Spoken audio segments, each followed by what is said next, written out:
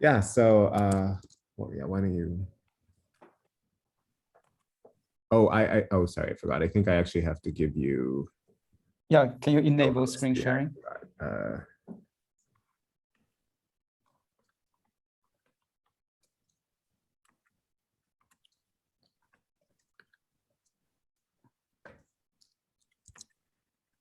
Okay, so yeah, hi everyone. Thanks for joining for our first NeuroSim webinar of the new year. So this month, it's my pleasure to introduce you, Feng, who's an assistant professor at UC Santa Barbara, and today doing a lot of work on program synthesis and programming languages in general. And today is going to be talking about some work on hardening smart contracts.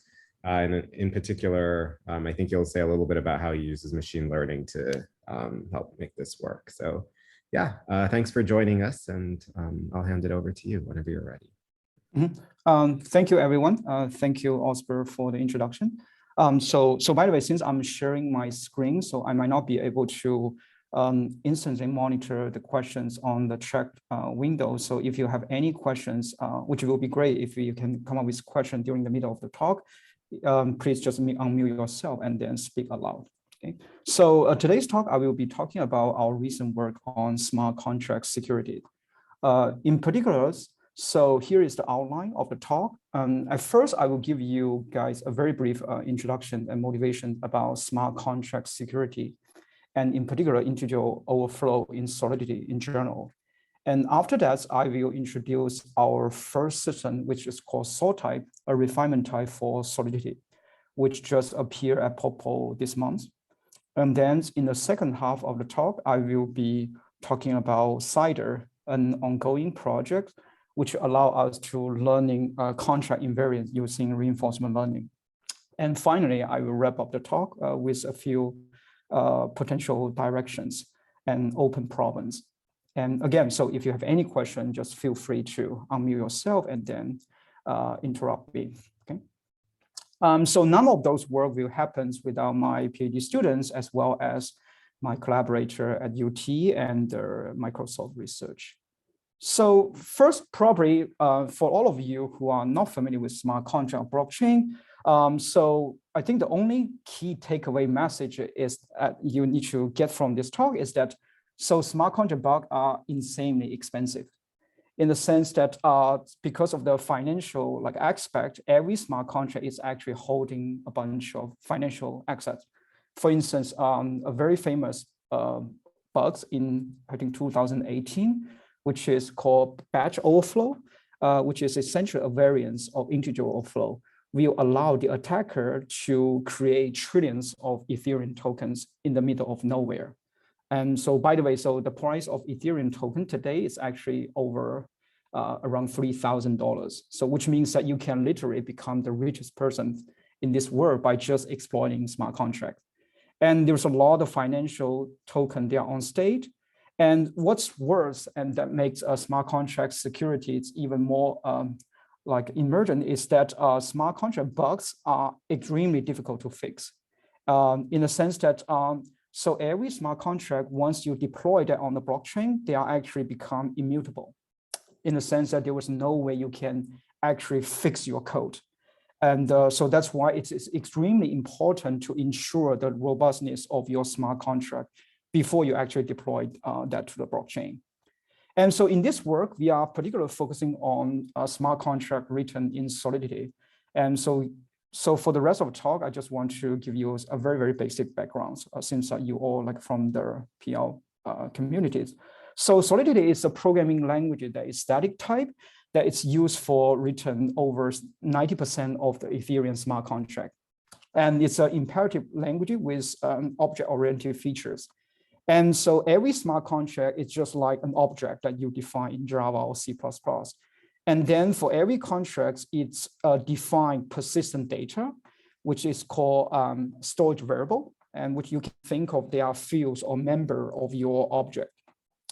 And once you declare your object as well as the persistent data, so essentially the user in a sense that it can be external user or it can be another smart contract, they can invoke the smart contract and communicate with them through a sequence of public function call. Okay, it's just like you invoke a regular public functions in your C or C++ or Java class.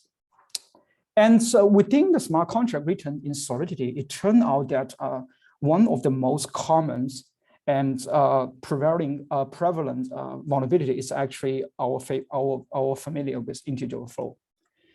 From a paper at 2020, it turns out that integer overflow bugs in smart contract actually account for over 90% of the CVE. So in this case, so the developer are responsible and very incentive to protect the safety of their contract using the so-called safe math operations. So the key idea is that you use a particular library, which is the simplest and also the most common library used in smart contract to guard the safety of your arithmetic operations. As you can see for this function for doing additions, it's doing something very simple, but in addition, it asserts with additional runtime check. And then, so which means that, but the problem is that, so you can either enhance your smart contract by adding a tons of safety assertion everywhere. But the issue is that when you execute your smart contract on blockchain, so the user are charged based on a per instructions base. So based on the gas fees. In the sense that if you want to ensure the safety of your smart contract, there's only two choices. You either pay the tax, in which you add assertion everywhere, or you have to manually prove that some of them are actually overflow safe. Okay, and it turned out that proving the safety of even some simple contract is not that straightforward.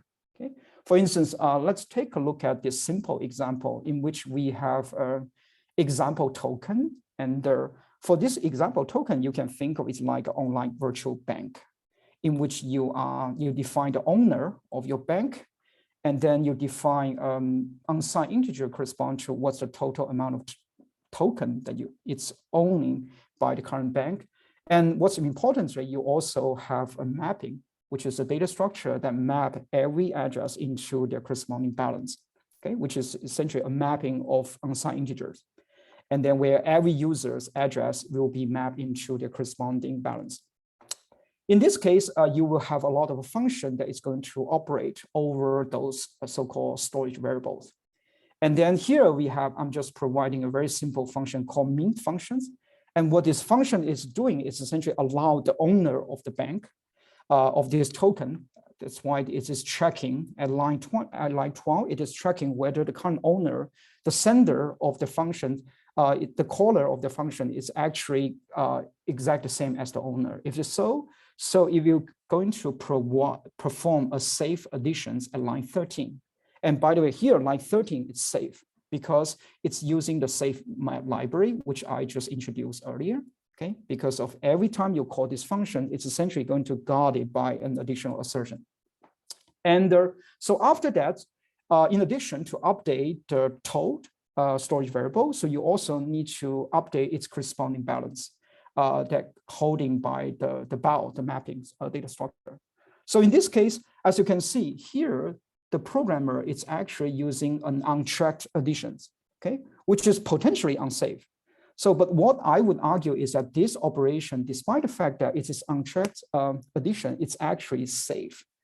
And then to figure out why this is safe, so we have to go through a sequence of reasoning steps. The first, we need to assuming that the developer is providing a contract invariance. Okay, so in this way, the contract invariance is essentially telling us, so for this particular data structure, which is mapping of unsigned integer, it's going, so the sum of all the unsigned integer held by this bound is going to less or equal than toad. Okay, so we start this contract invariance. Suppose this is an annotation we get from the user. And because of every element within this mapping, it's actually unsigned integer. So which means that every time you do a lookup operations, over these bounds, it's going to be at most the sum of all the elements, okay?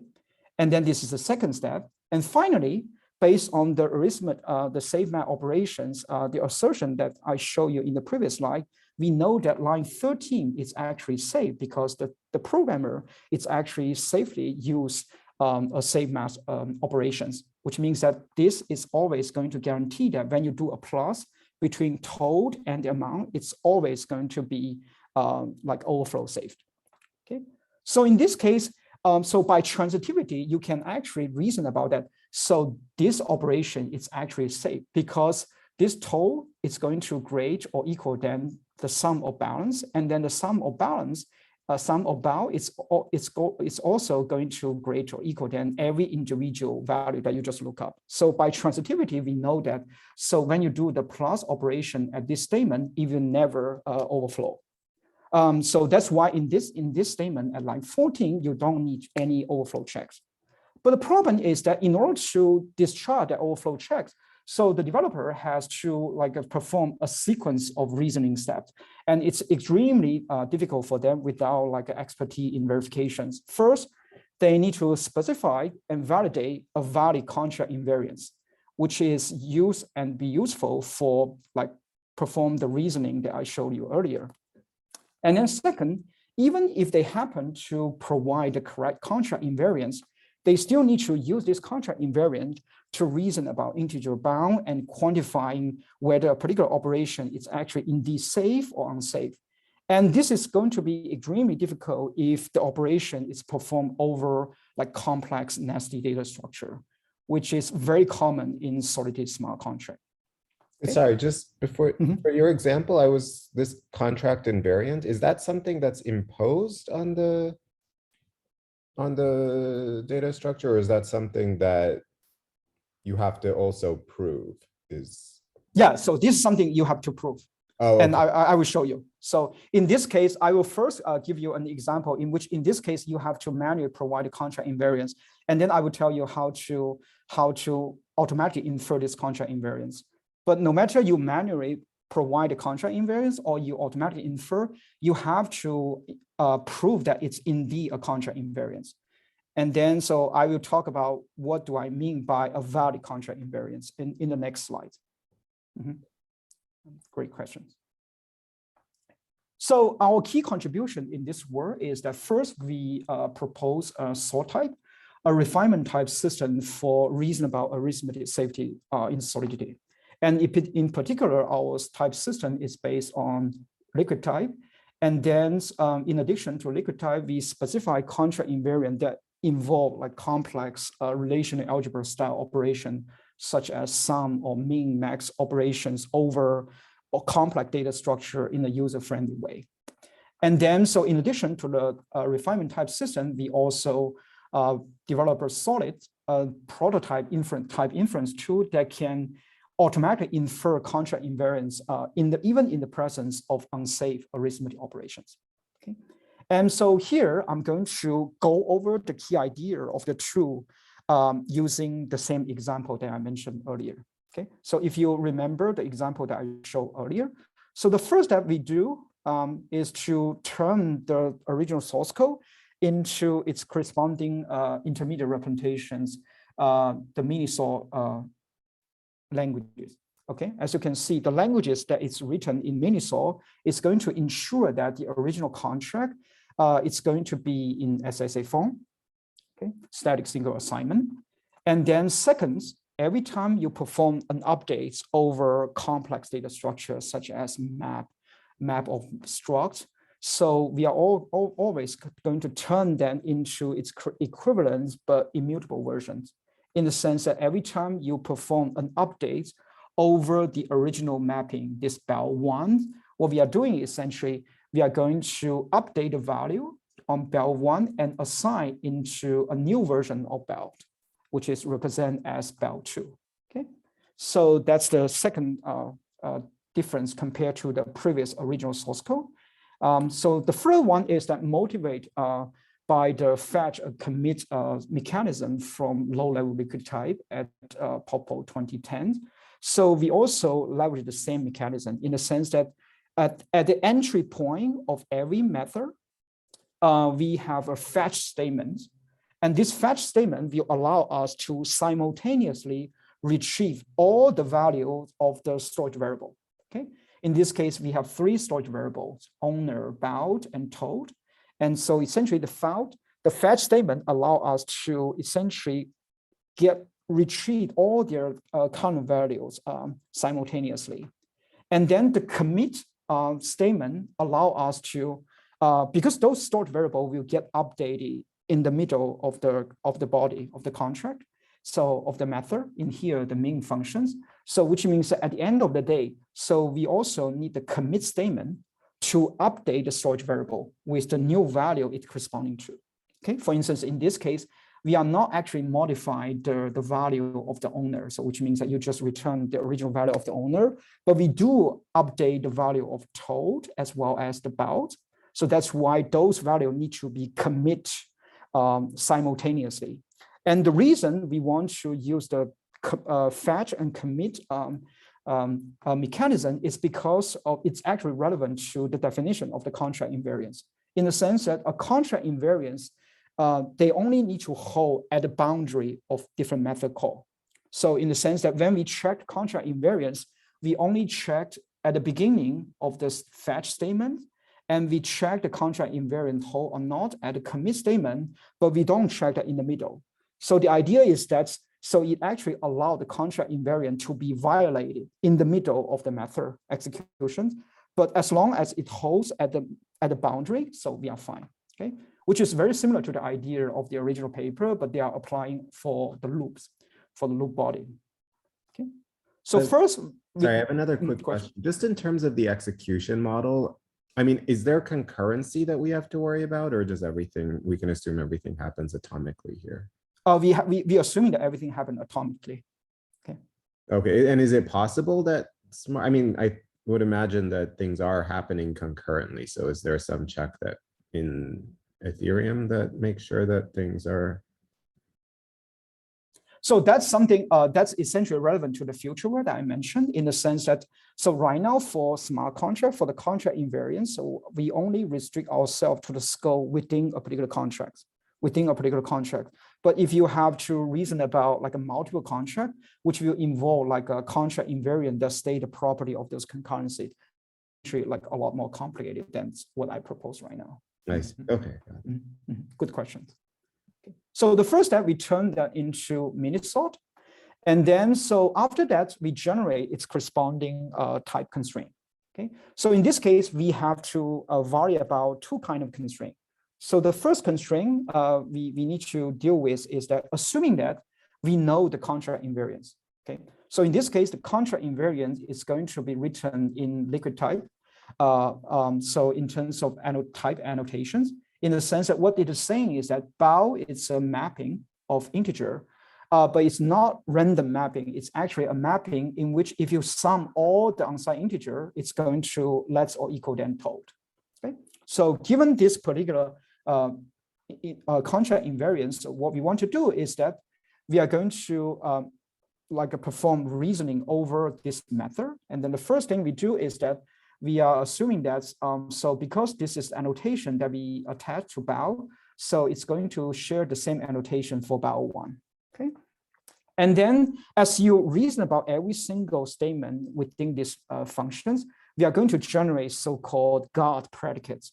And then the guard predicate, essentially, you can think of, they are collected during the analysis of the framework. For instance, in this case, when you encounter this toll1 plus amount, because this is a safe operations, if you automatically insert a safety predicate asserting that toll1 plus amount, it's not going to overflow, which is essentially less or equal than the maximum integer.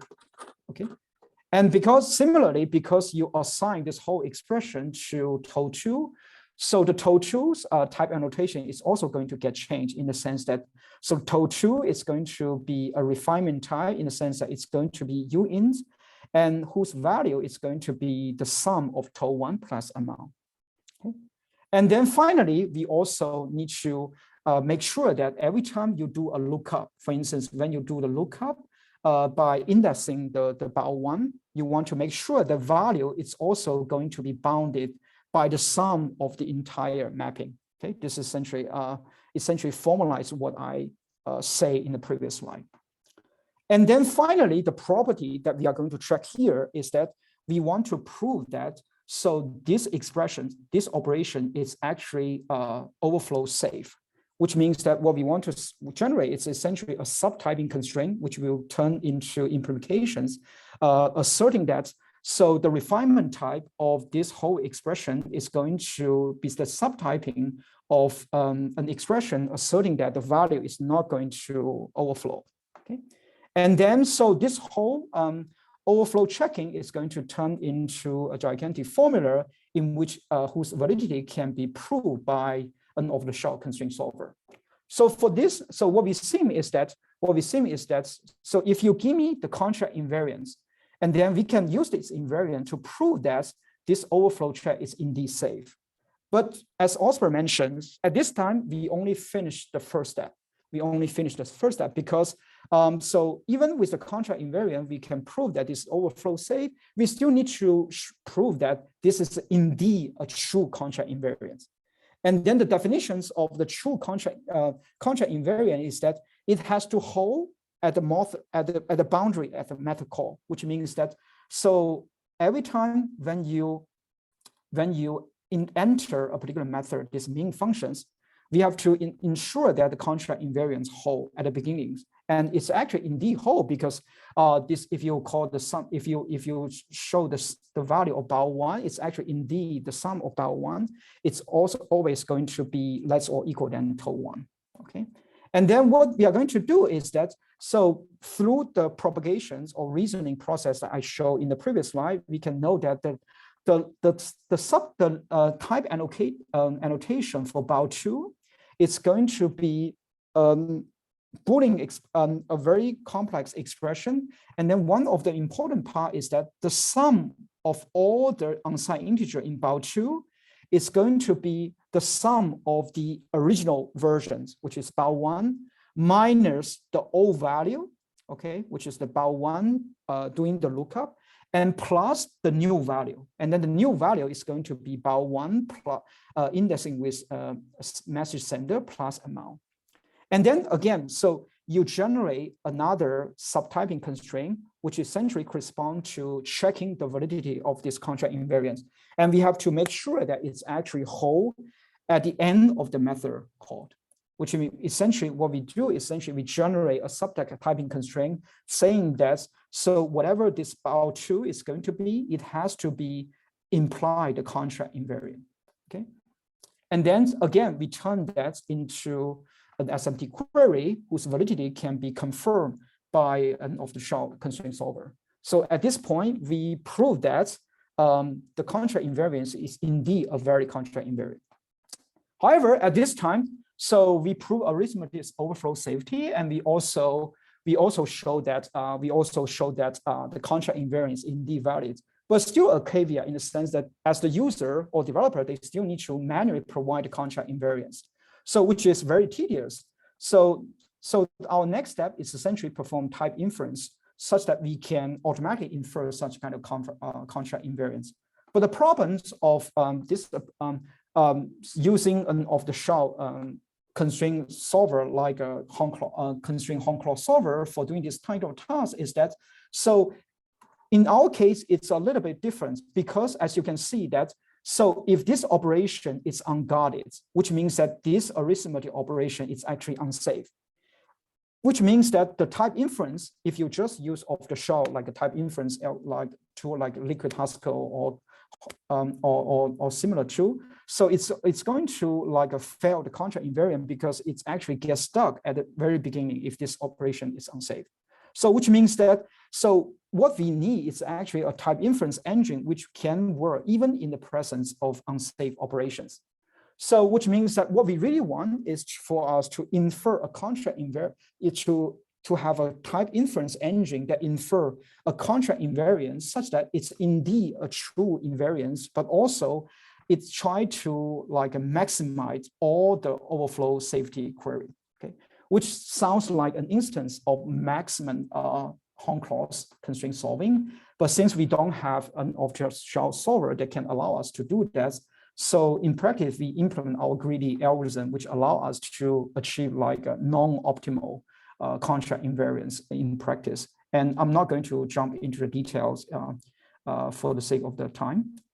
So once we know all about the flow of the two, there's one last thing, in the sense that in Solidity smart contract, we still need to deal with a lot of like complex data structure. For instance, in the previous example, we are dealing with a simple map of unsigned integer, but in practice, the data structure we might be dealing with can be super complicated, such as nested map, like a map of unsigned integer or map of struct.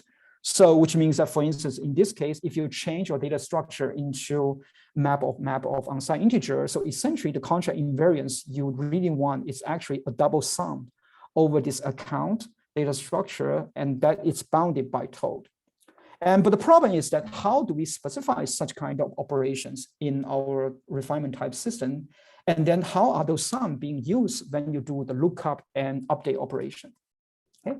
And then here, I'm just want to give you the insight. Again, for more details, please refer to our paper. So our solutions is introduce a refinement term languages, which allow us to reduce these complex operations into the base case in which we can reason about. And in particular, we have two special operators. So the flatten is essentially specialized for nested mapping, in the sense that if you have a double nested mapping, you can think of it can be translated into your first, because you cannot directly apply the sum operator if you have a double nested mapping. What you can do is that you can perform flattens over the double nested mapping, which will give you reduced to the base case. And then after that, you can do the sum operations. And similarly, so when you do with struct, we also unroll the struct using the special operator field called field, which you can think of as kind of projections, which allow us to access the member. And since we like use those special operator in our DSL, we also need to update their corresponding refinement typing rule correspondingly. Okay, so this is essentially the overview of the first part of the system. And then at the end, so we have an end-to-end tool, which will take input as the Solidity source code. We translate into Minisol, the intermediate representation, and we generate constraint, and which will be sent into an off-the-shelf CHE solver. And in this case, we use Spencer from Z3. And the output of the system is essentially, it's going to give us a typing assignment, which is trying to maximize the number of overflow safety operations. Okay, so I'm running out of time, so I'm going to speed this up a little bit. So to evaluate the effectiveness of our approach, we consider several metrics. The first one is like how many number of redundant checks can we eliminate? And then how about the false positive and running time versus the state of the art? And what about the impact of the type inference rule? And so for the baseline, we are comparing the state of the art automatic verifier for smart contract arithmetic safety operations, which is called Very Smart from Oakland 2020. And in the benchmark, we are considering two data sets. The first data set is we randomly sample 60 smart contracts from either scheme. And we make sure that every contract has at least like one arithmetic operation. And then the second data set is from the original Very Smart data sets. So the key takeaway is that Solid is able to identify 86% of the redundant overflow checks, and with a false positive rate about like 20%. So which sounds a little bit large, but if you compare against the baseline, so we are actually half of the like a baseline in terms of false positive rate. And then so the average running time is also reasonable. It takes about 40 seconds to analyze every contract, which means that the developer can actually use this technique to verify their contract before deploying to the blockchain. And so here, I just want to show you one simple ablation study that we show that. So we want to evaluate how important is the contract invariance in our problems. And to do that, we have three variants. The first variant is the full-fledged version of our tool. And then the second invariant is that we just use the most naive invariant. In this case, is just going to be true. And then the third one is that we treat everything as a hard constraint. We treat everything as a hard constraint. And then, so as you can see, so the number of false positives increased dramatically. as you like disable contract invariance inference.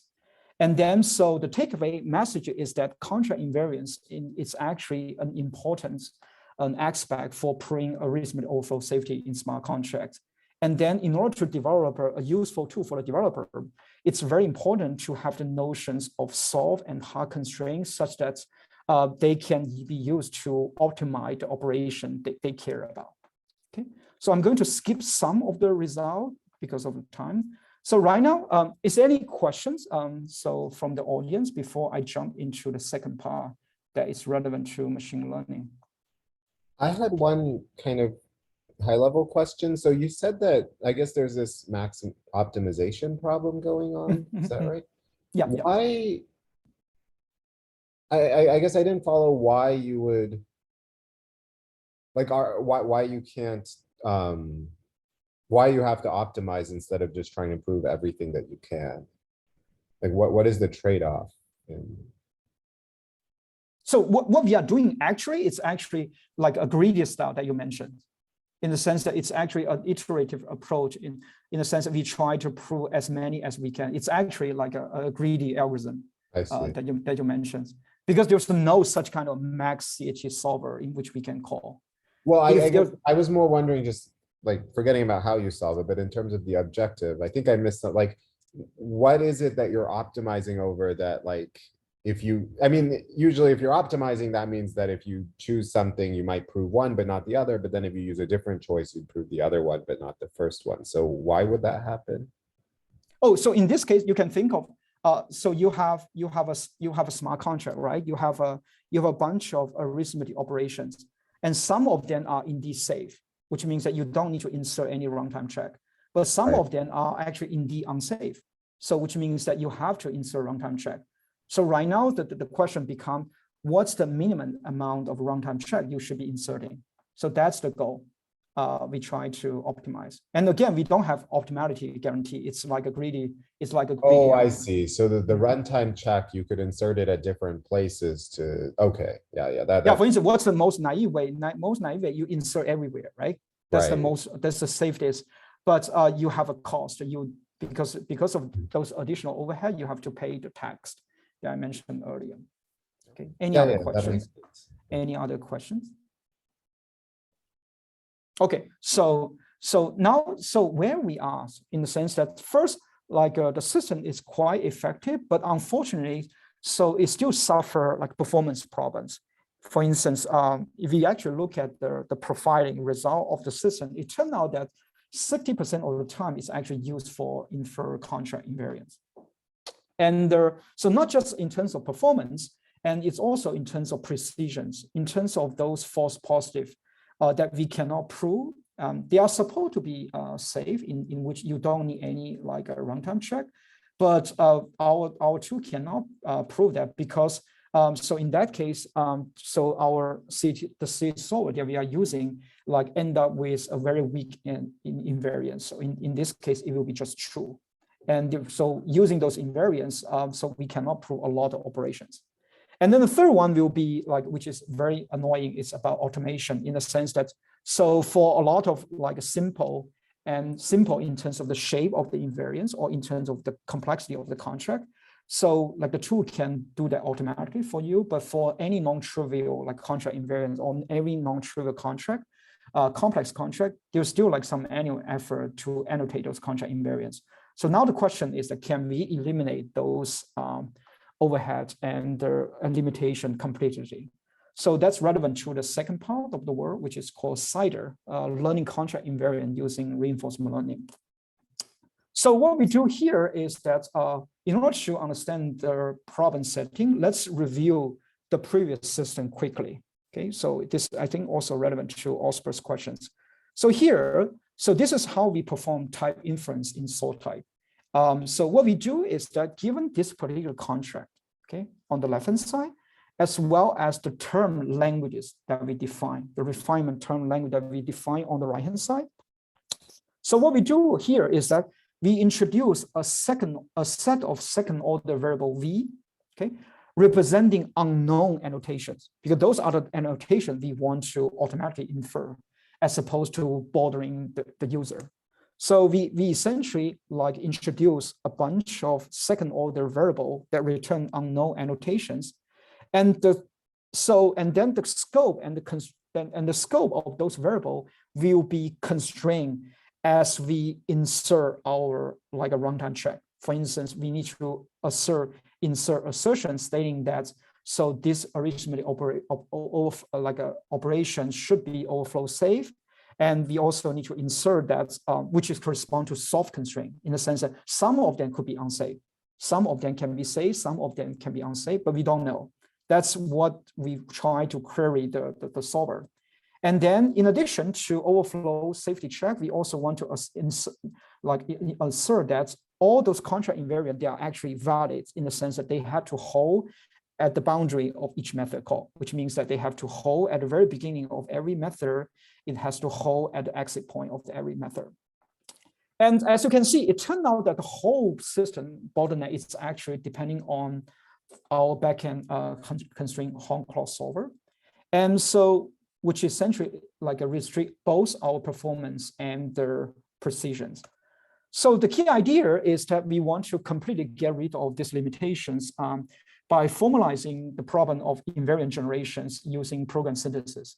And then the idea is that, so given the input on the left-hand side, which contain a contract whose invariance you want to synthesize, as well as DSL, like the DSL essentially restrict the syntax of and grammar of your invariance that you want to generate. So what we want to do is that we want to have a tool that can automatically synthesize the invariant that we want. So in this case, the most natural way is use machine learning. But the problem if like use a naive machine learning is that it will require a tons of label data. In this case, the label data is going to be the smart contract that we care about, as well as the contract invariance. So we require a tons of this kind of pairwise data to train like the machine learning agent, which is infeasible in our case.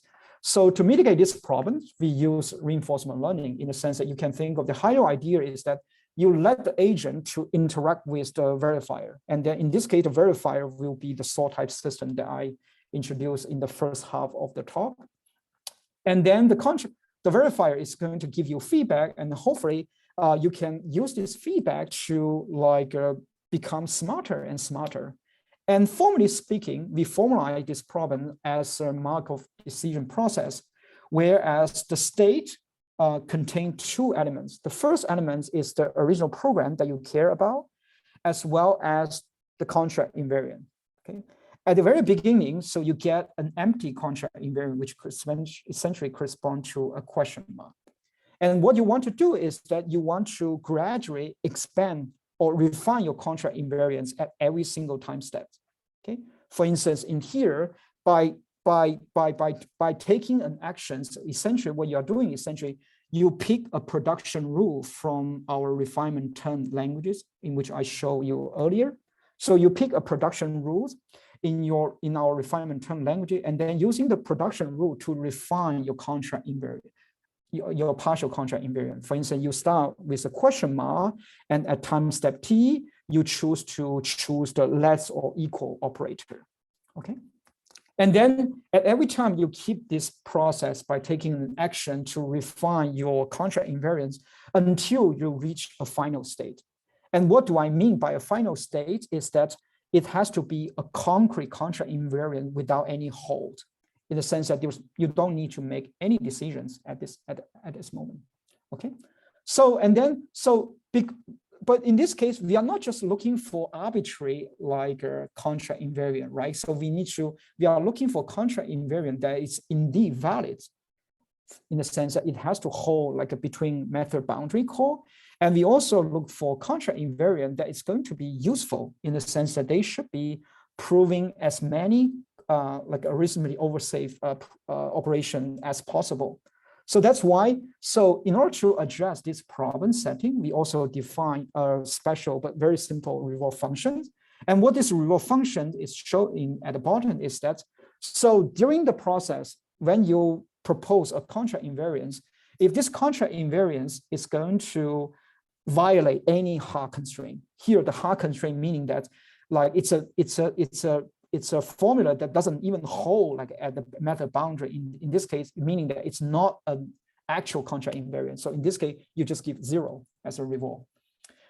If it happened to be a true contract invariant, you also need to want to differentiate whether it's actually better or it's actually not so good.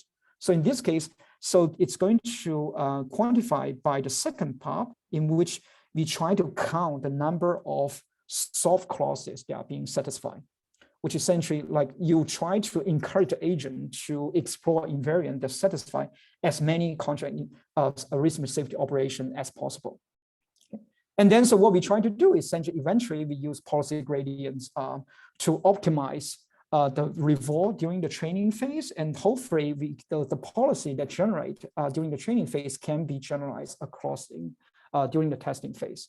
So right now, in this case, you might wondering, so why do we need to develop a separate tool, right? Why don't you just use an off-the-shelf like tool from existing literature? For instance, one of the most well-known and recent work is Code to Invariance from Major's group.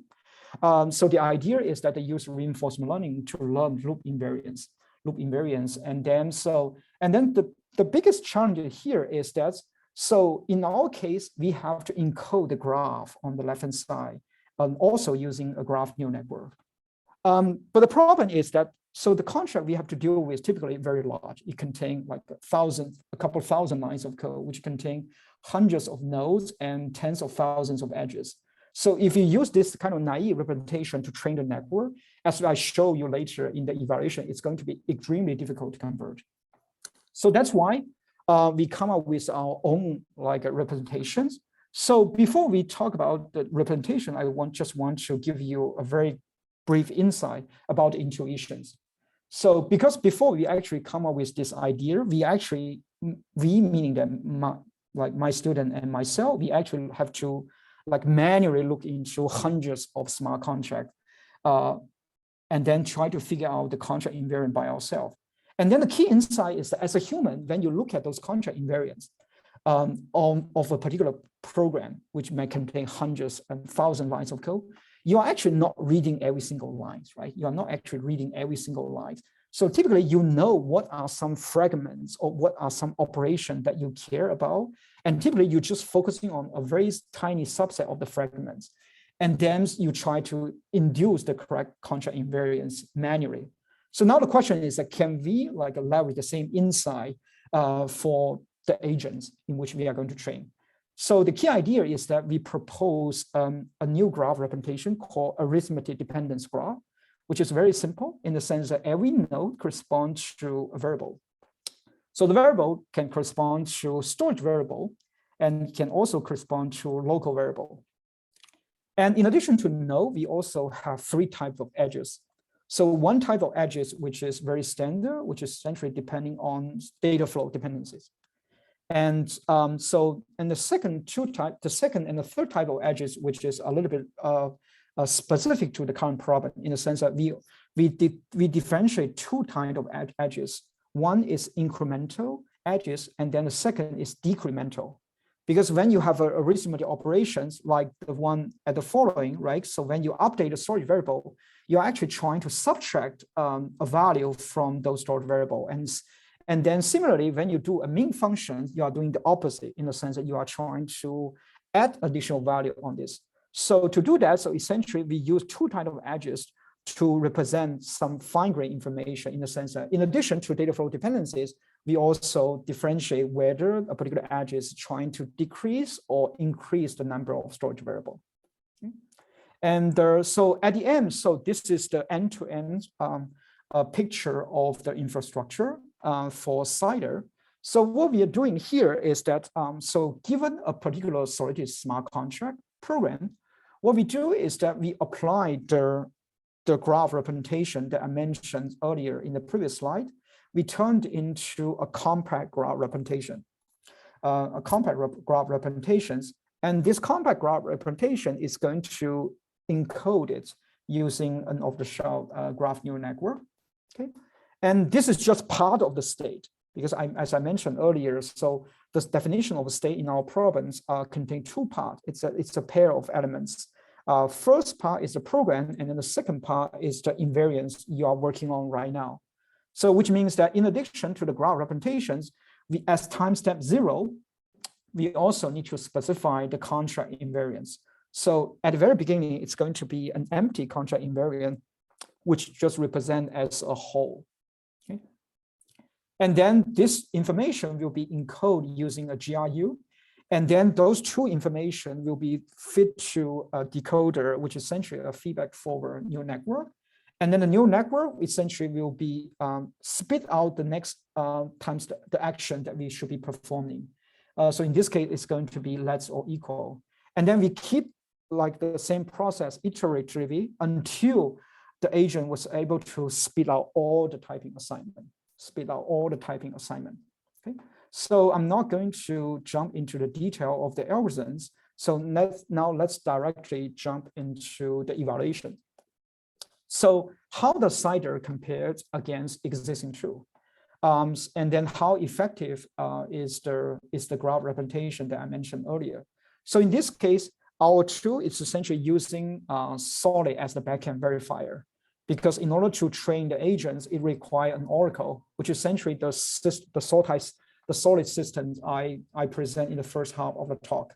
And then for policy, we use a standard GRU. And then for benchmark, here we use the original benchmark to evaluate Solid system at POPO 2020. And in addition to those 60 benchmark, we also find another 61, which are very challenges in terms of the size of the contract, as well as the complexity of the contract, in the sense that whether the contract contain complex control flow, like with loop and branches. And we compare against two baseline. The first baseline is called Solid, which is the tool that I mentioned in the first half of the talk. So the difference between Solid versus the current system is that to infer contract invariance, it delegates the task to an off-the-shelf constraint Hong Kong solver.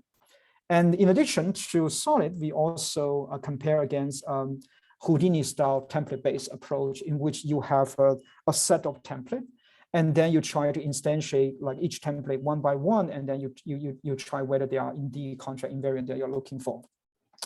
And here are the first takeaway message, which contain the evaluations in terms of precision and running time. And as you can see, so we have, so this number of op correspond to the number of total arithmetic operations. And among those total number of arithmetic operations, so about 1,200 of them are indeed say meaning that the ground truth we know. So which means that the idea is try to prove that among those buckets, we try to prove that as many of them to be safe. And we use that to measure, to approximate the notion of false positive. So, and then, so as you can see, so for those three variants that we mentioned, so CIDR was able to like prune the most amount of safety operations, which can achieve about 97%. Compared to the baseline, which corresponds to the system that I mentioned in the first half of the talk.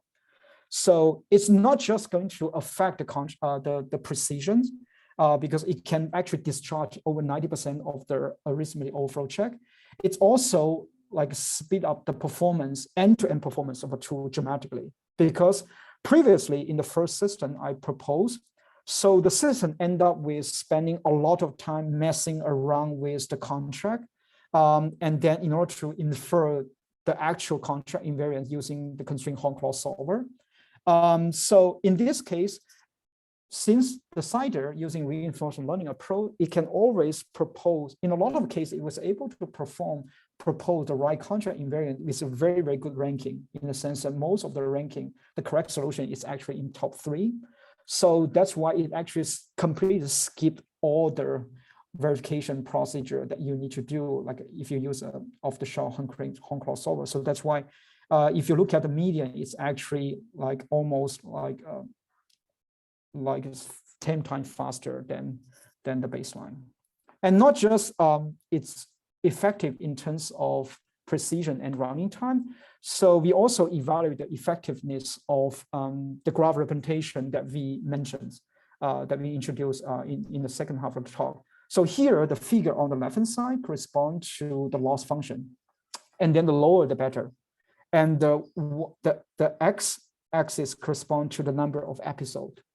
And then, so the orange one correspond to the version in which you can think of, it's a baseline that it's very close to the Majora's Nips paper, in the sense that, so in the sense that you directly encode the whole program and fit the whole programs into the graph neural network. And for instance, you turn it into its corresponding control flow graph, and then you encode the control flow graph using the graph neural network.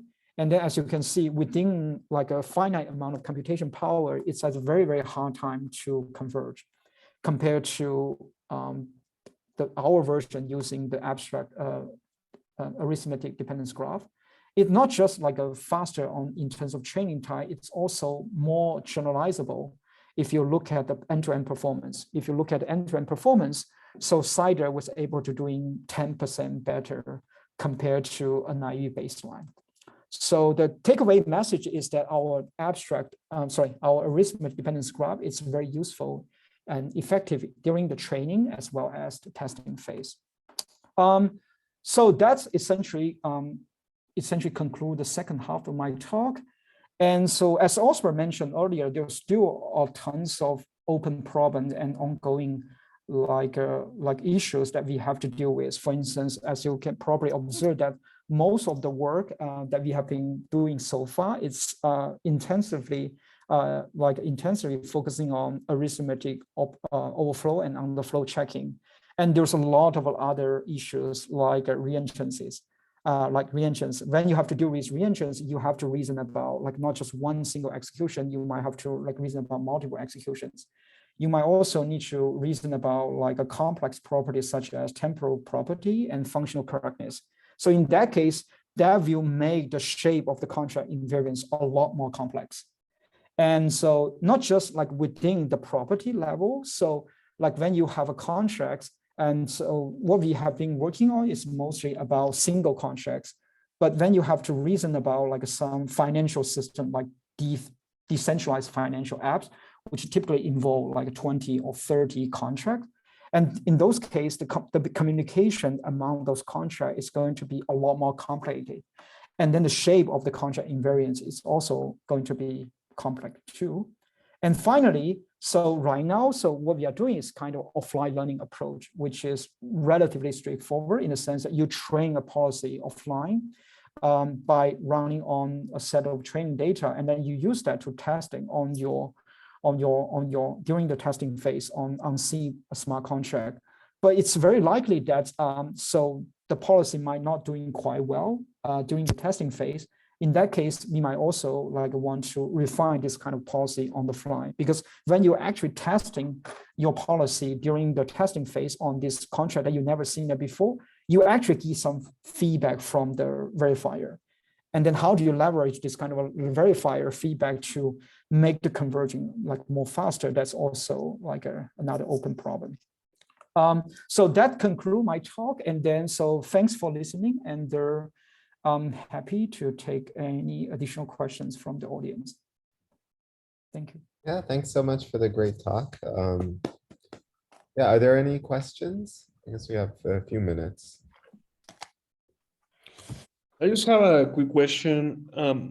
So does this research depends on the type of protocol? You know, we have so many different types of blockchains now. There's like Cardano and Ethereum, all these different, and all of them, they say that they do different things in a unique ways, right? So can you implement this in any kind of blockchain, or is it specific to one protocol?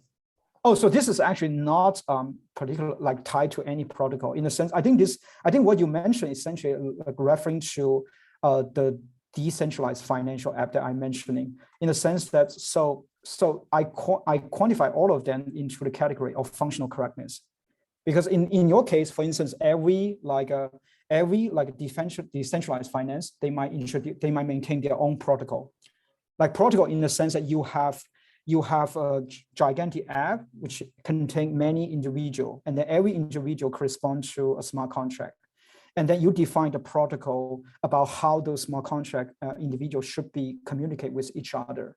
So in that case, if you can, like, I think technically you can still like use refinement type to quantify the protocol between different contracts.